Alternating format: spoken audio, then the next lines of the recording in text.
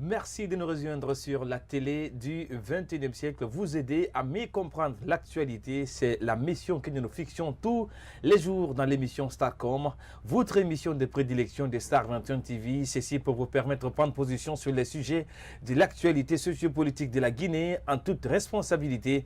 Dans cette émission, il faut rappeler tout simplement que nous parlons de l'élection présidentielle prévue pour le 18 octobre 2020 en Guinée. L'opposition se fissure face à la candidature d'Alpha Condé à un troisième mandat, alors que Cellou Dalein Diallo se lance dans la course à la présidentielle. Le chef de file de l'opposition parlementaire, Elhadji Mamadou Sylla, lui, n'ira pas au scrutin présidentiel d'octobre prochain. Il s'est retiré complètement du processus électoral en cours. Le leader de l'Union démocratique de Guinée, UDG, a annoncé son retrait ce mardi 8 septembre 2020. Et nous, dans cette émission Starcom, on pose le débat: participer ou pas? Quelle stratégie semble la plus efficace face à Alpha Condé? Et l'opposition guinéenne doit-elle une fois de plus opter pour la politique de la chaise vide? Toutes ces questions seront répondues dans cette émission, mais ça sera juste après ça.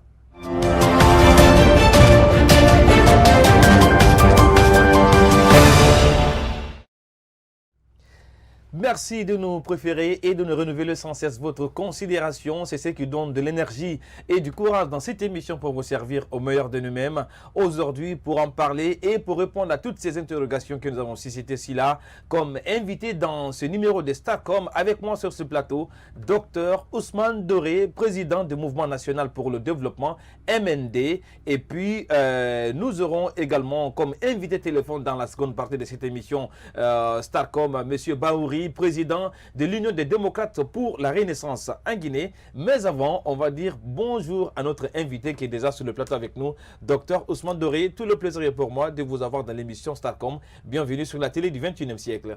Bonjour, et le plaisir est pour moi d'être avec vous ce matin. Ah ouais, et cette réaction notamment pour cette première visite du côté de Star 21 TV. Tout à fait, très impressionnant, studio. Et je souhaite quand même que vos auditeurs perçoivent les messages comme tels aussi. Alors, on va commencer cette émission avec vous par cette première interrogation. C'est vrai que vous êtes parmi ceux qui ont porté la lourde tâche de ce gouvernement d'union nationale au sorti notamment de ces soubresauts de 2006-2007. Vous avez occupé le poste de ministre de l'économie et des finances. Alors, cette question, à regarder aujourd'hui l'évolution sociopolitique de la Guinée, rythmée par ces mouvements de protestation, de manifestations politiques, avec ces morts, ce débat autour du changement de la Constitution, est-ce que vous êtes finalement surpris? Qu'est-ce qui pourrait expliquer tout cela? Écoutez, c'est une situation très regrettable pour un pays, que tout semble se passer comme si c'est un perpétuel recommencement. Vous avez parlé de ce gouvernement de consensus qui a été mis en place en mars 2007. C'était à la faveur justement d'une crise profonde. Une crise politique qui s'est transformée en une crise économique aussi, parce que les indicateurs étaient tous au rouge, et qui a fait que, sous l'égide de la communauté internationale, une solution a pu être trouvée pour permettre à la Guinée finalement de retrouver le chemin du développement. Et nous avons posé des actes, peut-être que ce n'est pas le lieu d'évoquer tout ça ici, mais c'était un gouvernement que les populations aujourd'hui semble indiquer aura été le meilleur gouvernement dans l'histoire post-indépendance, à travers les réformes vertueuses. Le gouvernement dirigé par l'ancien Premier ministre Lansana Kouyaté. Exactement, et dont j'occupais le poste de ministre de l'économie, des finances et de la planification. Alors, ceci dit, avec tout ce qui a été opéré pendant la période, vous vous rappelez, c'est 200 de nos concitoyens qui ont perdu leur vie pour amener la résolution de la crise et ce gouvernement. Nous avons très rapidement essayé de résoudre la crise qui couvait, c'est-à-dire rétablir la confiance dans la gestion macroéconomique, aider le gouvernement à s'occuper des problèmes sociaux de base, et tout ça, rétablir, je veux dire, les réserves de notre banque centrale, contrôler l'inflation et tout ce que cela suivait. Nous avons l'autre dossier de la mission, c'était d'organiser les législatives qui pouvaient malheureusement qui n'ont pas pu lieu avant le décès du président Conté. Alors, savoir que 12 ans après, une décennie après, on se retrouve dans une telle situation où une crise politique combinée à une crise économique secoue notre pays. Avec toutes ces morts et ces manifestations politiques. Ce que ça a entraîné comme conséquences. Je veux dire, mort d'hommes, violence dans ce pays, c'est quand même difficile de comprendre ceci. Alors, ceci dit, personnellement, j'ai passé, après mon passage au gouvernement, j'ai été justement dans les institutions financières encore, d'où j'ai eu le temps d'observer. Et je peux vous dire que la raison fondamentale de mon engagement politique, puisque la question me revient tout le temps, c'est justement ce constat amer que je fais de l'évolution du pays. On va parler de cet engagement politique tout à l'heure. Aujourd'hui, quand même, il y a ces débats parce qu'il faut rappeler qu'en plus de cette réforme économique, il y avait cette aspiration également du peuple de Guinée à aboutir à un état de droit. Cet état de droit, notamment, doit se résumer notamment par la concrétisation de la démocratie et le respect des principes démocratiques.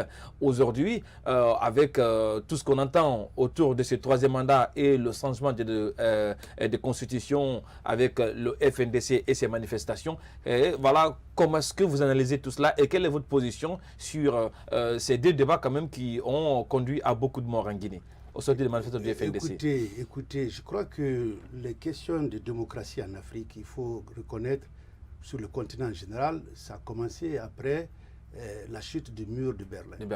Et beaucoup de pays ont fait le virage d'opter pour une démocratie. Chez nous, ça n'a pas marché réellement parce que, et comme vous le notez d'ailleurs, un écrivain le disait, c'est le véritable chemin de croix que notre démocratie a suivi avec une alternance de périodes calmes avec suivi de périodes de violence pendant les élections. Que dit réellement ce qui s'est passé? C'est qu'en réalité, ici, la politique a été menée d'une façon pas, je veux dire, conducive à une démocratie vivante. D'abord, quand le général Lansana Conté avait fait la loi fondamentale, il était prévu même d'avoir 2 partis politiques. L'idée était que, compte tenu des contingences, des réalités socio-économiques et politiques de notre pays, il fallait simplement regrouper les gens sur la base de leur adhésion politique. Et donc, il a proposé 2 partis. Et on sait à l'époque que les politiciens, chacun voulant certainement se prévaloir arriver au pouvoir, avait opté pour un pluralisme démocratique, c'est-à-dire qu'on pouvait créer des partis. Aujourd'hui, on en a près de 200. Alors, on a joué sur la fibre ethnique, beaucoup de problèmes sont apparus à la surface et le vivre ensemble a été malmené dans ce pays, les conditions, la fracture sociale et tout ça. Donc, les conséquences, c'est qu'on a observé des périodes électorales où ces tensions sont attisées et ça conduit parfois à des confrontations violentes. Donc il me semble que ce dont on a besoin au regard de ce passé quelque peu tumultueux, c'est avoir une démocratie ouverte, vibrante, viable, avec des ponts et des espaces de dialogue. Mais cela doit forcément passer notamment par l'alternance politique, l'alternance démocratique. C'est là que nous venons, parce que nous disons que le mal de ce pays, vous avez parlé de l'état de droit et de tout ça, tout cela a clairement été entaché. Parce qu'une démocratie vibrante suppose qu'il y ait un état de droit, un état qui accomplit ses fonctions régaliennes. Moi, au lieu de dire que bon, on a hérité un pays, mais pas d'un état, je dis on n'a pas hérité non seulement un pays, maintenant là, quand je serai au pouvoir, mon slogan serait on n'a pas hérité d'un pays ou d'une nation. Donc voilà, il faut construire cette nation. Voilà, la construction d'une nation viable ne dépend moins de l'hétérogénéité des populations que de la capacité du projet politique à résoudre les rivalités entre les groupes ethniques, religieux et régionaux. Et vous l'avez compris, ce sont notamment les analyses introductives de notre invité, Dr Ousmane Doré, sur l'évolution sociopolitique de la Guinée. Alors, nous allons désormais parler de l'élection présidentielle en Guinée. Il faut rappeler que l'opposition se fissure face à la candidature d'Alpha Condé à un 3e mandat, alors que Cellou Dalein Diallo se lance dans la course à la présidentielle. Le chef de file de l'opposition parlementaire, Elhadji Mamadou Mamadou Sylla, lui, n'ira pas au scrutin présidentiel d'octobre prochain. Il s'est retiré complètement du processus électoral en cours. Le leader de l'Union démocratique de Guinée, UDG, a annoncé, j'allais dire, son retrait ce mardi 8 septembre 2020. On suit ce tellement de reportage. On revient après pour décryptage. Après Sidia Touré de l'UFR, Lansana Kouyaté de PDN, Fayamil Mounou du Bloc libéral, la coalition patriotique pour l'alternance dirigée par Mamadou Sylla, candidat désigné à l'élection présidentielle, vient aussi dénoncer son retrait du processus électoral. Il a officialisé sa position politique au cours d'un point de presse tenu ce mardi, 8 septembre 2020. À travers une déclaration, la coalition relève des insuffisances et un manque de transparence qui pourrait se produire lors du scrutin. À quelques heures du dépôt des dossiers de candidature, aucune position rassurante n'est mise en place, eu égard aux ratés néfastes et scandaleux relevés pendant les dernières élections législatives. L'accalmie des derniers temps risque de tomber en disgrâce avec de nombreux membres du FNDC encore et toujours emprisonnés injustement. Plus grave, plus de 200 de nos concitoyens ont été tués en défendant la démocratie et l'alternance sans que les coupables ne soient encore confondus, poursuivis et condamnés. Les multiples violations des droits humains relevées sur toute l'étendue du territoire national ont été exacerbées par l'attaque ignoble contre les principales autorités morales des 4 coordinations régionales réunies en conclave au domicile de l'âge Nassouma à Tanene. D'ores et déjà, nous condamnons cet acte injustifié et inqualifiable et exigeons l'ouverture immédiate d'une enquête. De toute évidence, des préparatifs en cours à la CENI ne pourront pas garantir la sécurisation des bureaux de vote, la quiétude sociale le jour du vote, l'installation des démembrements, le respect des délais incompréhensibles, etc. De l'impossibilité de sécuriser les bureaux de vote, non seulement tous les électeurs ne pourront pas remplir leurs droits civiques, mais encore les urnes seront à nouveau enlevées avant le dépouillement, avec l'argumentaire sécuritaire comme le 22 mars dernier. Ce qui fait que personne ne pourra déposer des PV de recours devant la Cour constitutionnelle, alors que c'est la seule façon de contrer le fichier corrompu à la disposition du pouvoir. De tout ce qui précède, la coalition patriotique pour l'alternance a décidé de se retirer de la compétition afin de ne pas être partie prenante à la crise post-électorale déjà programmée. Cette décision partagée à l'unanimité et qui sera largement débattue avec nos militants et sympathisants montre jusqu'à quel point nous sentons et redoutons les prémices d'un chaos que beaucoup d'acteurs nourrissent et espèrent aux grandes dames des Guinéens qui ne demandent qu'à aller aux urnes dans la paix et la sérénité. Il n'est pas question d'un boycott pour ce qui nous concerne, mais d'une posture responsable et avant-gardiste. Au demeurant, toutes les composantes sociales du pays veulent l'alternance. Donc il est temps de leur offrir cette opportunité de façon pacifique, transparente et démocratique dans la concorde nationale. C'était la réaction notamment, cet élément de reportage qui illustre ces retraits de l'opposition parlementaire. Alors, docteur Ousmane Doré, il faut dire quand même que c'est une élection qui va être une sorte de première en Guinée, qu'on assiste à un retrait de l'opposition parlementaire, à une élection, c'est une première expérience. Alors, comment est-ce que vous avez aperçu l'annonce de retrait de l'opposition parlementaire à cette élection présidentielle qui est prévue pour le 18 octobre? Ben, écoutez, je pense que ce n'est pas une première. On se rappelle bien des élections de 2003 pour le septennat du général Lansana Conté, que l'opposition avait en bloc rejeté et fait avancer la politique. Mais à l'époque, ils n'étaient pas au Parlement. Alors, ceci dit, ce que je voulais dire par rapport à ce retrait ou cette participation, moi je pense que il y a quand même un précédent. On vient de subir un test de cela, c'était le 22 mars. En boycottant. Et je rappelle que c'est eux qui ont cautionné l'élection du double scrutin du 22 mars parce qu'ils ont préparé ça pendant que l'opposition républicaine n'était pas dans la course. Donc cette fois-ci, certains leaders de l'opposition républicaine n'est pas dedans, sont engagés comme l'UFDG et également ils claquent la porte du parti de la participation. Écoutez, dans l'un comme dans l'autre, ce qu'il faut dire, c'est que les élections présidentielles d'octobre 2020, c'est un événement particulier. Nous avons une situation où inédit, après avoir mis en place une constitution qui garantissait aux Guinéens l'alternance démocratique, Et c'est ce qui est en jeu. Donc, il me semble que c'est un autre référendum qui se pose. Parce que aller aux élections d'octobre 2020, c'est de se dire, choisissons-nous la voie de confiscation, parce que c'est de cela qu'il est question, et que la Guinée rentre dans une ère où, clairement, celui qui arrive au pouvoir peut rester au pouvoir jusqu'à sa mort. Parce qu'en réalité, c'est de cela qu'il est question. Ou alors, c'est un non en disant que nous ne voulons pas cautionner une telle gouvernance ou une telle réalité de notre vie politique, qu'il faut assurer l'alternance par les urnes. Donc, si on voit ces élections comme une forme de référendum, je crois que ça a un sens de participer plutôt que de rester. Mais docteur, ceci dit, non, voilà, allez-y. Oui.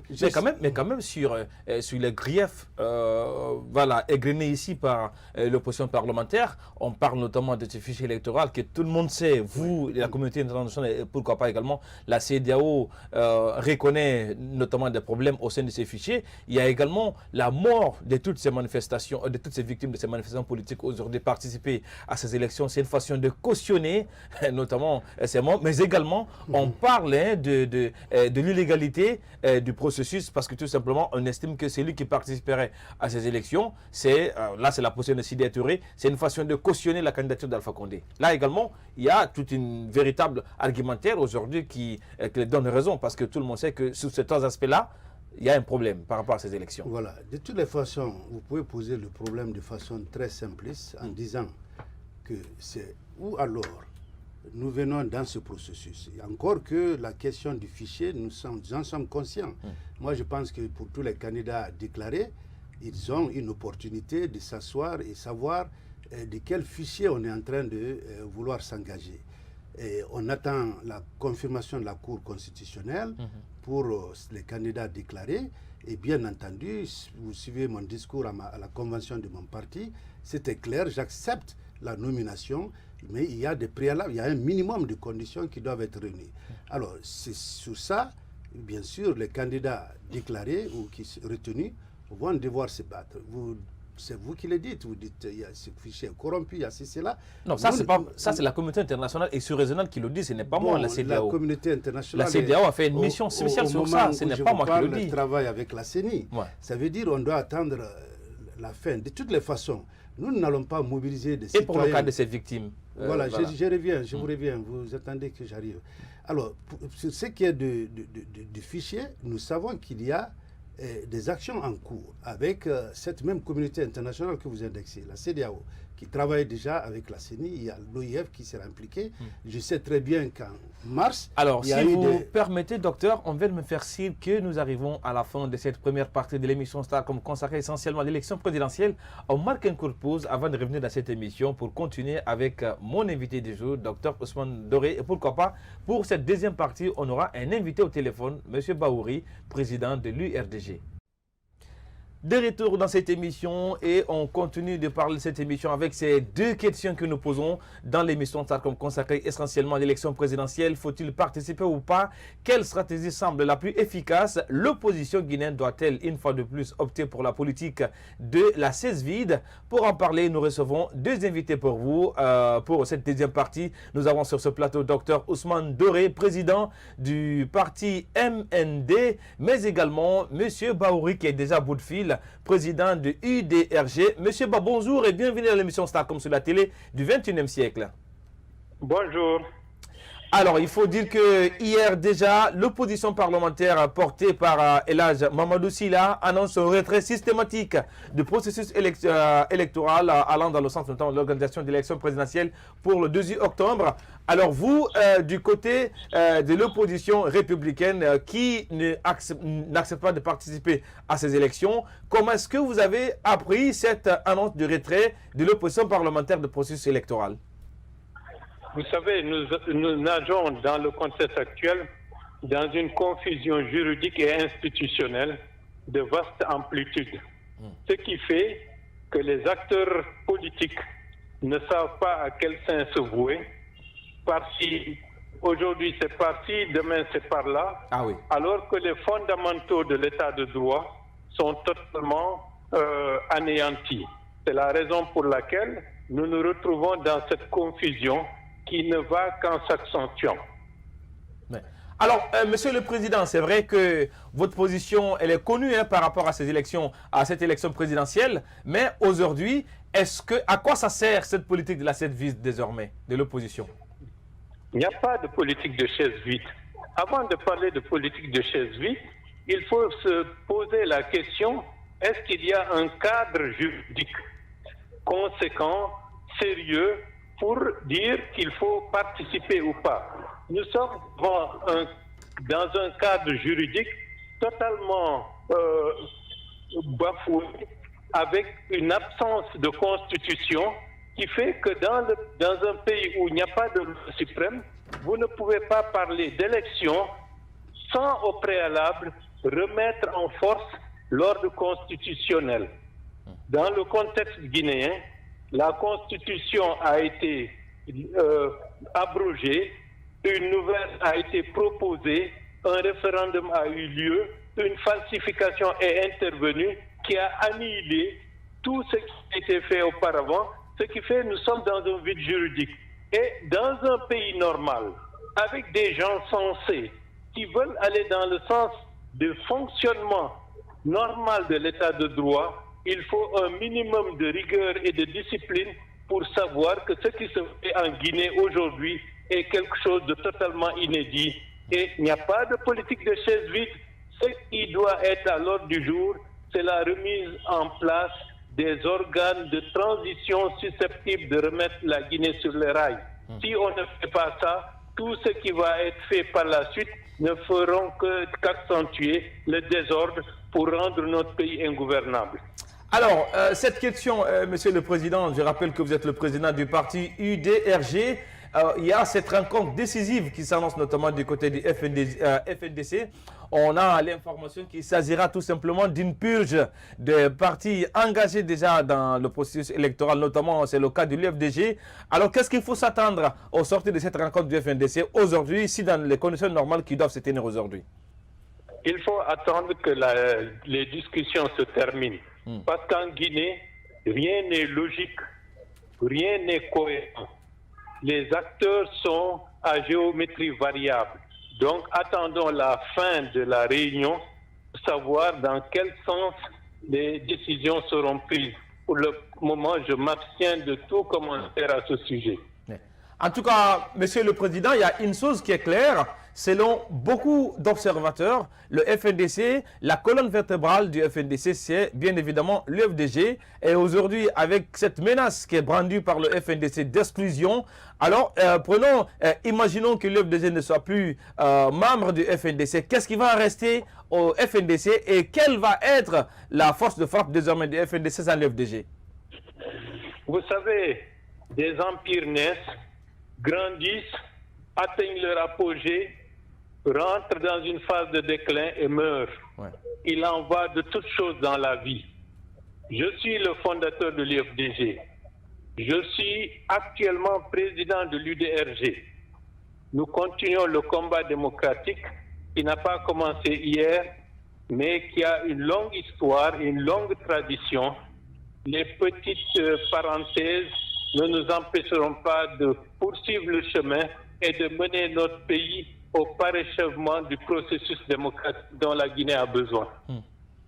Alors, Monsieur le Président, au regard de cette citation que vous venez de dire là, est-ce qu'aujourd'hui, on ne peut pas s'accorder à dire que ceux qui ont pensé que le FNDC s'est trompé de stratégie en acceptant que la télécommande du front soit gérée à distance par les politiques que vous êtes? Bon, non, je pense que c'est pas le politique qui est en question. C'est la cohérence et la rigueur dans les approches de nos compatriotes guinéens qui est en défaut. Lorsqu'on fonctionne au gré de ses intérêts personnels, il va de soi que les principes ne peuvent pas résister à l'assaut de ce genre d'attitude. Et c'est ça qui mine le jeu et la tragédie politique guinéenne depuis très longtemps. Les intérêts personnels l'emportent sur la nécessité de faire prévaloir les intérêts nationaux et les intérêts exclusifs du peuple guinéen. Alors, cette dernière question, Monsieur Bahouri, il faut rappeler que c'est vrai qu'on vous octroie ce droit de ne pas participer à cette élection présidentielle pour, dit-il, ne pas cautionner la forfaiture entre griffes du prochain Alpha Condé, mais cependant, vos détracteurs estiment que vous avez tout à fait intérêt à ne pas participer à cette élection parce que vous savez pertinemment que c'était perdu d'avance en termes de mobilisation politique et en termes même de moins aujourd'hui à assouplir vos ambitions politiques. Que dites-vous de cela? Non, ça c'est une petite interrogation périphérique, j'allais dire. Mais savez-vous que si on veut que demain qu'il y ait la paix, qu'il y ait un fonctionnement normal des institutions, il faut refuser d'encourager la culture de l'impunité. Si moi, je dis je suis le chef, je vais briser le cou à toute personne qui va résister à mes passions, à mes désirs, et que par la suite je parviens à le faire, et que les victimes après viennent s'agenouiller devant moi pour me tenir les jambes, pour dire vous êtes le plus grand, le Seigneur, etc. Cela veut dire que ce sera la culture de la violence, ce sera la culture de l'impunité, ce sera l'indignité pour très longtemps.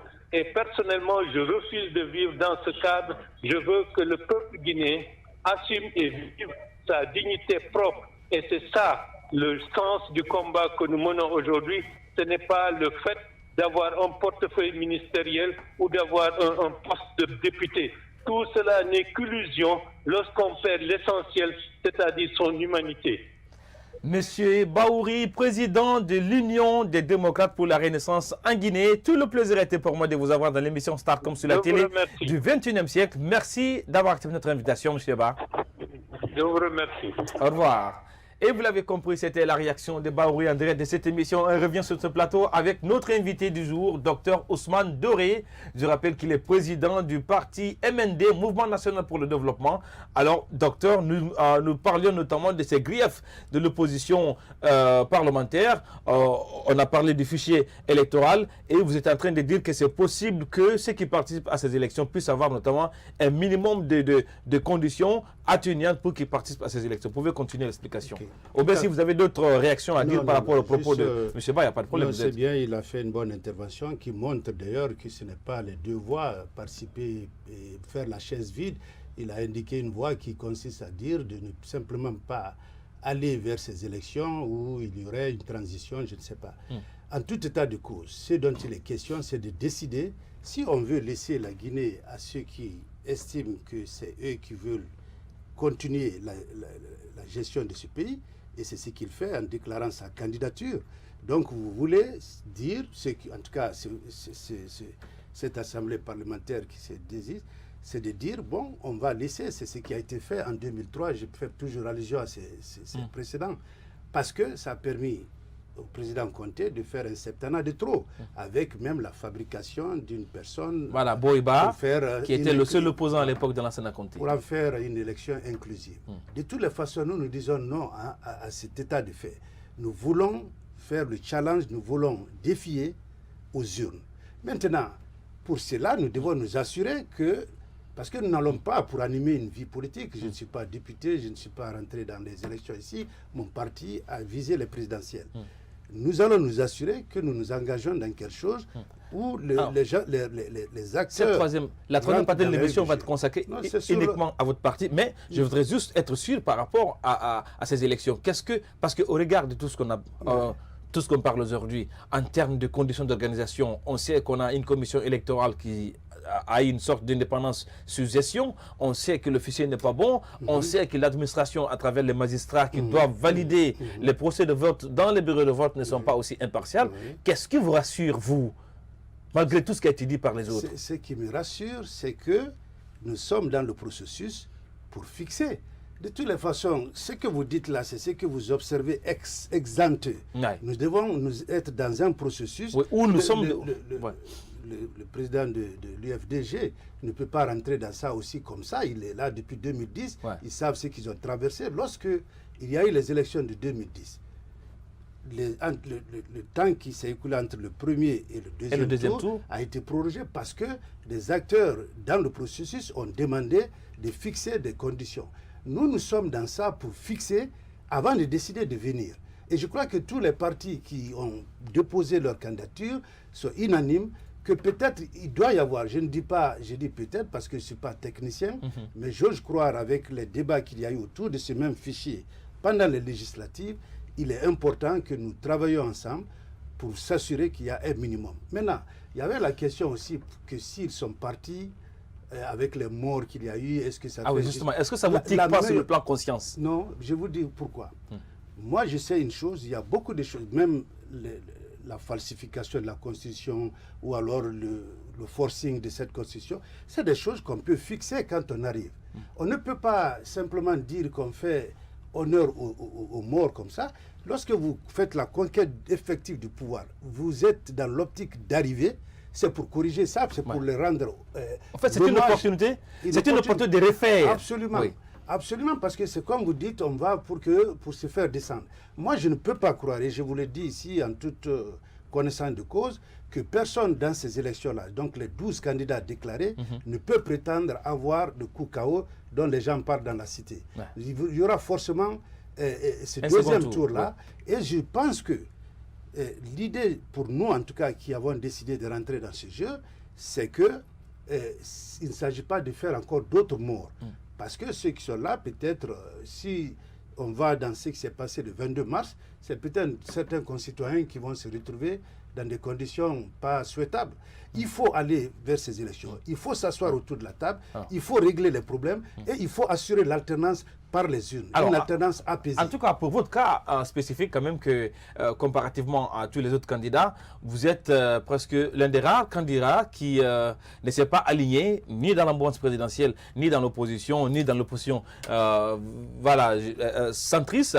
Alors, comment est-ce que vous pensez, par cette hypothèse, je dis ça hypothèse bien évidemment, ou des interprétations, que les enfants que vous serez un peu, en quelque sorte, notamment une sorte de parti abendis, RPG arc-en-ciel, parce que vous n'avez pas d'expérience politique, vous venez d'un seul coup, vous ne vous êtes pas mesuré d'abord lors de ces petites élections communales et législatives, vous venez d'un seul coup, ambition président, est-ce que là, ce n'est pas une sorte de promenade de santé et que vous jouerez en quelque sorte le rôle notamment pour le RPG arc-en-ciel? C'est la position default de la presse guinéenne et moi je les encourage à persister sur le fait que nous sommes novices, nous venons sur ce terrain pour nous tester ou pour rouler pour quelqu'un. Mais moi j'ai confiance au peuple de Guinée. Je sais une chose, c'est que nous avons, avant de nous lancer dans ce combat, pour ceux qui me voient pour la première fois sur les chaînes, on pense que je suis tombé du ciel comme ça. J'ai suivi ce pays, j'ai fait beaucoup d'actes ici que beaucoup peut-être en tant que politiciens n'auraient jamais fait. Ceci dit, dans ce combat, on s'est dit quoi? Il y a des frustrations. Ce peuple est meurtri. Le sous-développement, la misère, le chômage des jeunes. Toutes ces questions que nous avons, dont on a pu même mesurer le pouls. Oui, on a vu notamment en faisant le pays votre livre, et La Guinée à cœur. Dans mon livre, La Guinée à cœur, nous pousse à dire que dans une élection libre et transparente, je veux dire, pas entachée d'irrégularité ou de vol ou de choses, nous sommes capables d'assurer cette alternance. Donc, pour moi, c'est possible. J'accepte qu'on me prenne pour un underdog, c'est le terme en anglais, mais ça me permet de faire rouler mon programme que je sais pourra sortir le pays là de sa situation regrettable que nous vivons depuis 60 ans. Donc voilà un peu... En tout cas, quand même voilà. la chose qui pourrait faire taire à ces suspicions ou à ces interprétations de la presse, comme vous le dites, c'est un peu cette grosse question, parce que vous avez parlé de possibilités du deuxième tour. Est-ce qu'on peut s'attendre, Dr Ousmane Doré, s'aligner derrière un candidat de l'opposition au cas où il y aurait deuxième tour? Écoutez, deuxième tour, nous pensons être là. Et c'est ce que je peux vous dire. Je crois que, comme je l'ai dit, il y a un default, une position default qui consiste à dire que ceux-là qui sont dans ce jeu, ils ne sont que des partis qui accompagnent. J'accepte votre default, mais ça n'engage que vous. Nous avons les populations qui vont aller aux urnes et qui vont voter. Et c'est de cela que nous tenons à la légitimité de notre candidature. Non, on a beaucoup de choix. Chacun peut accepter de ne pas aller, d'être dans d'autres positions. J'ai passé le clair de mon temps dans les institutions financières internationales, mais je suis rentré dans ce jeu pour un objectif. Ce n'est pas d'accompagner Paul ou Pierre, je l'ai dit, mais c'est de faire avancer un programme avec des hommes et des femmes et pour assurer l'alternance dans ce pays. Vous aurez pu poser la question, est-ce que vous êtes pour un rassemblement de l'opposition? On va revenir sur cette question. On va revenir sur cette question, notamment dans la deuxième partie de cette émission. Et vous l'avez compris, vous, chers téléspectateurs de l'émission Starcom, vous êtes sur la télé du 21e siècle, la télé de la référence en Guinée. Et l'émission qui passe au peigne fin de l'actualité sociopolitique de la Guinée. On marque une courte pause. On revient après pour clôturer cette émission pour la troisième partie avec notre invité, Dr Ousmane Doré.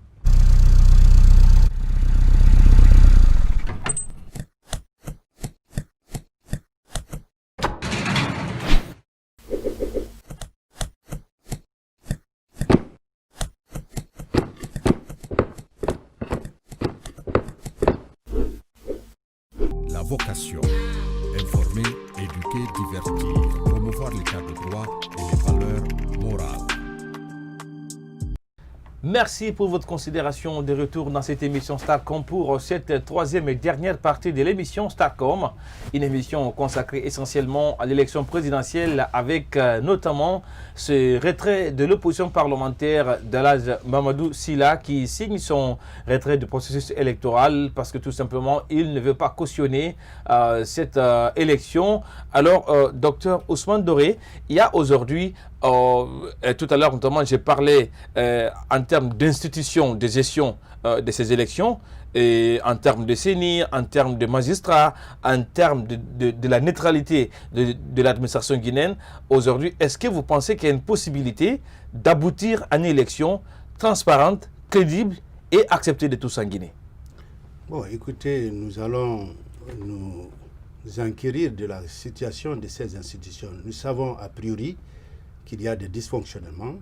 Nous savons que dans l'architecture actuelle de notre pays, l'exécutif, la notion d'équilibre entre l'exécutif, le législatif et autres, c'est complètement déséquilibré en faveur de l'exécutif et il y a une présomption d'instrumentalisation. Nous savons tout ça. Et je vais vous dire que c'est fort même de tout ça que nous nous engageons véritablement. Vous savez, des élections en Afrique, en Guinée, ailleurs, il y a toujours ces suspicions. Ça relève essentiellement de la façon dont les gens même se moquent de la loi. Sinon, tout est écrit dans les textes.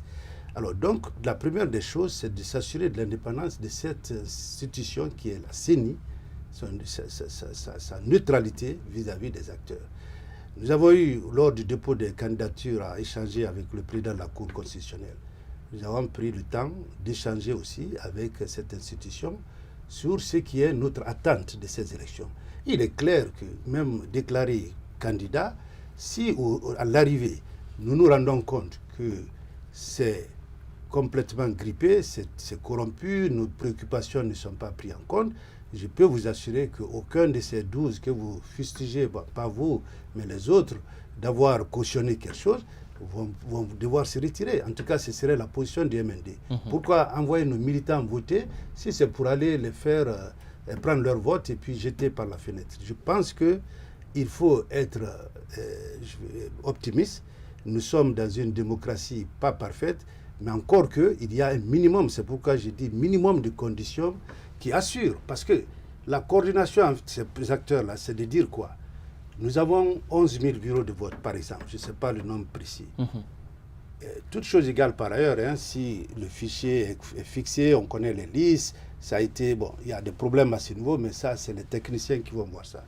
Mais ces bureaux de vote-là, nous allons devoir les sécuriser. Ouais. C'est absolument important pour nous de savoir que sur les bureaux, on était présent lors des dépouillements à la base, avant même que ces résultats ne remontent au niveau préfectoral ou national. Ouais. Ça, au moins, on va assurer ça à notre niveau.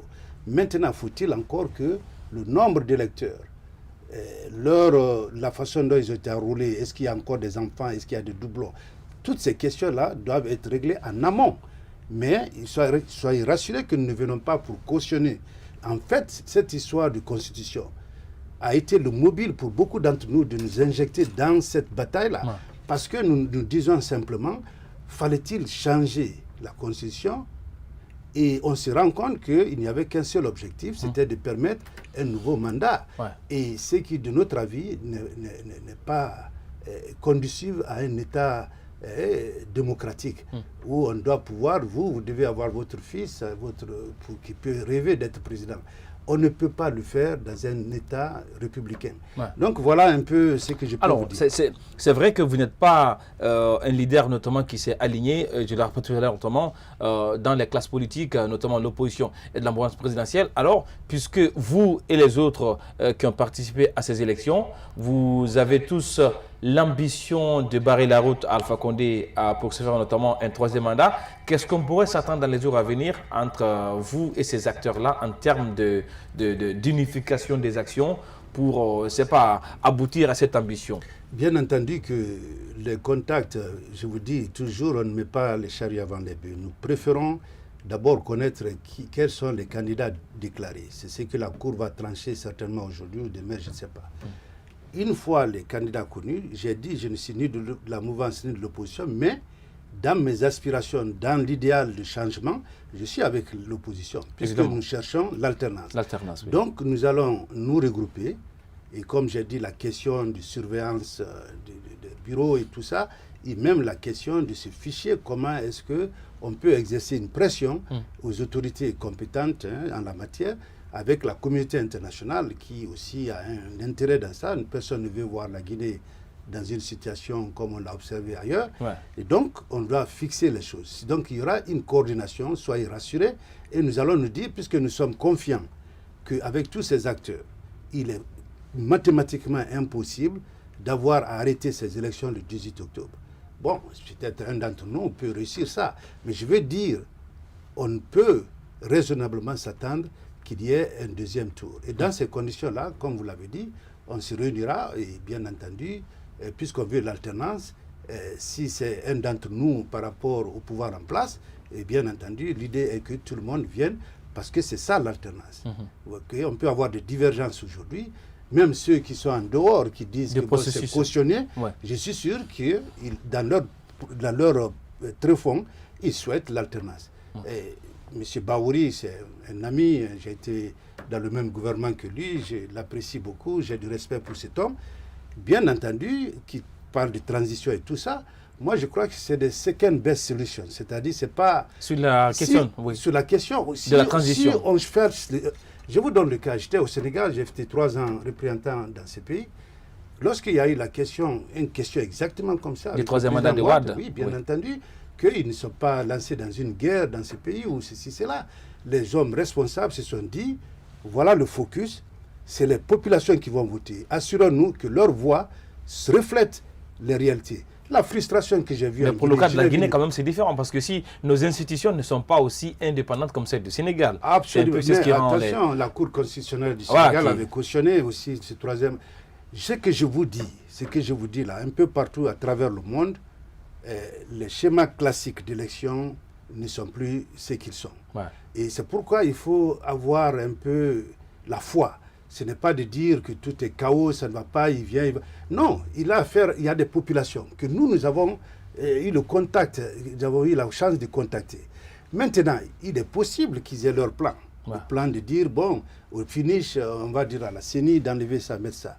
Mais comme je vous l'ai dit, si on part à ces élections avec un fichier quasi taillé sur mesure. Non, pas taillé. Maintenant qu'on est réussi. Oui, parce que si c'est taillé sur mesure, je vous dis tout de suite, à l'intention des auditeurs, que nous n'allons pas. Un minimum de conditions de transparence. De transparence. Nous partons parce que nous sommes conscients que ceux-là qui votent, nous pouvons vous dire, moi, je n'ai pas fait des sondages officiels ou scientifiques, mais je peux vous dire que toutes ces mamayas qui font penser aux gens que voilà, tout est gagné d'avance, c'est là, moi je suis serein.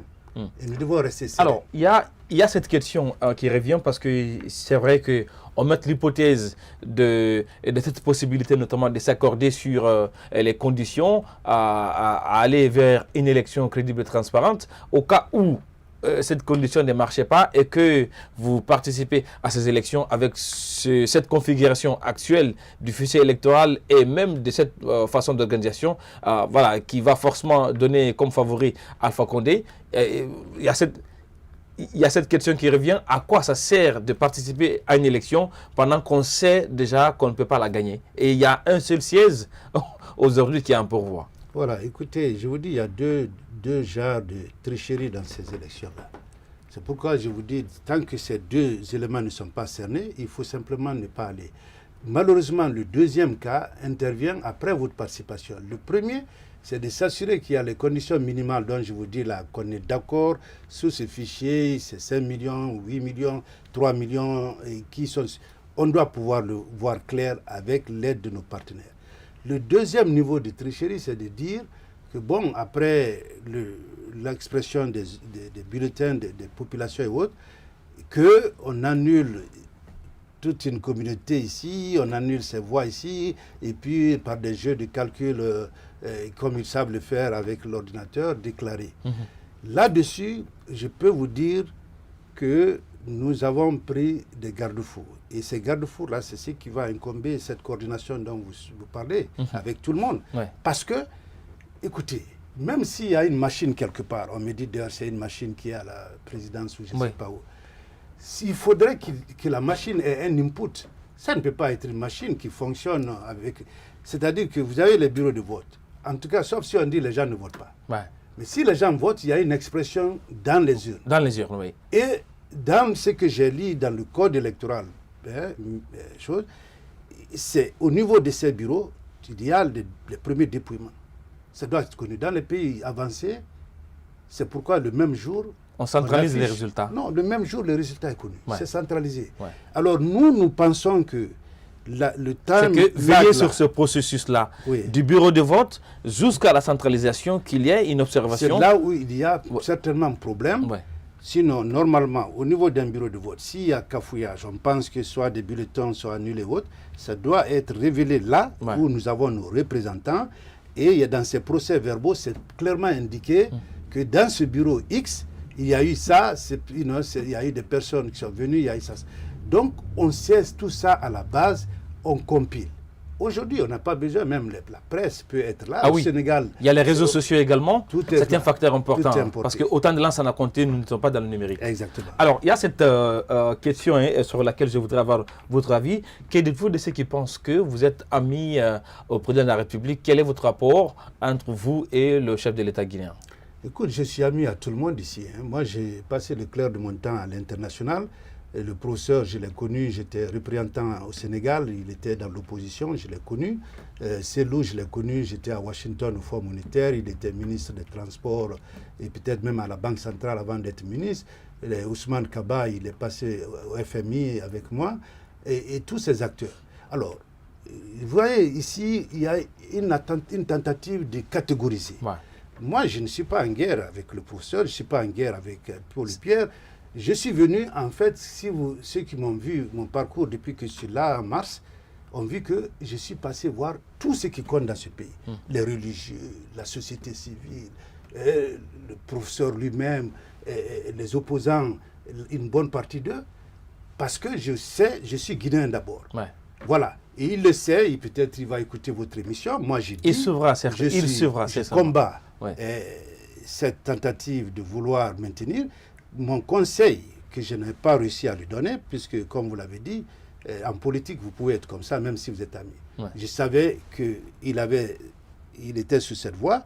Ma position était de lui dire qu'il peut mieux servir ce pays après 40 ans de lutte et d'avoir contribué à la création, à l'avènement de notre démocratie. Il pouvait mieux faire en restant en dehors de ce processus. Ouais. Parce que et de rentrer par la grande porte de l'histoire. 13 millions de Guinéens, c'est difficile de penser qu'il n'y a pas un seul Guinéen qui a un programme peut-être même meilleur que le sien, même à l'intérieur de son camp. Dans tous les cas, il a pensé comme tel. Bon, nous sommes devant lui et nous allons prouver, à travers le peuple bien entendu, que ce n'est pas un schéma envisageable pour la Guinée. Alors, nous arrivons à la fin de ce numéro de l'émission Starcom. Dr Ousmane Doré, président du parti Mouvement National pour le Développement. Je vais vous accorder 1 minute précieuse. Vous allez vous adresser à ces millions de Guinéens qui nous suivent à travers la télé du 21e siècle. Vous observez cette caméra et vous en avez pour 1 minute. Mes chers compatriotes, guinéennes et guinéens, les élections présidentielles du 18 octobre 2020 constituent un événement important pour notre pays. Elles offrent l'opportunité unique non seulement d'opérer une alternance politique, mais de placer notre pays sur le chemin irréversible de l'émergence économique. C'est à vous donc qu'il appartient de décider dans les prochaines années, c'est pourquoi je parle de référendum, de la qualité de notre vie et de notre quotidien, ainsi que de l'avenir de nos enfants. Certes, les élections par le suffrage universel sont sans contredire un enjeu de pouvoir, voire un choc frontal, sans pitié, qui laisse souvent des traces indélébiles. Mais nous savons aussi que c'est un moment de régulation de la fracture sociale, quand elle se déroule dans les règles de l'art avec hauteur et responsabilité. Pour cela, je vous invite à me rejoindre pour assurer une alternance apaisée en faveur du MND ce 18 octobre 2020. Je vous remercie. Et vous l'avez compris, c'est sur ce message de notre invité, Dr Ousmane Doré, que nous fermons porte et fenêtre de ce numéro de l'émission Starcom. Tout le plaisir a été pour moi de vous servir et j'espère tout simplement que vous avez pris du plaisir à nous suivre et que cette émission vous a permis de mieux comprendre ce débat autour de la participation ou pas à l'élection présidentielle et que ça vous a permis également, ça vous permettra également de prendre position sur ce sujet en toute responsabilité. On se reprend dans cette émission avec d'autres acteurs de la vie sociopolitique de la Guinée. Et surtout, ne quittez pas sur cette télé car le meilleur reste à venir. Au revoir.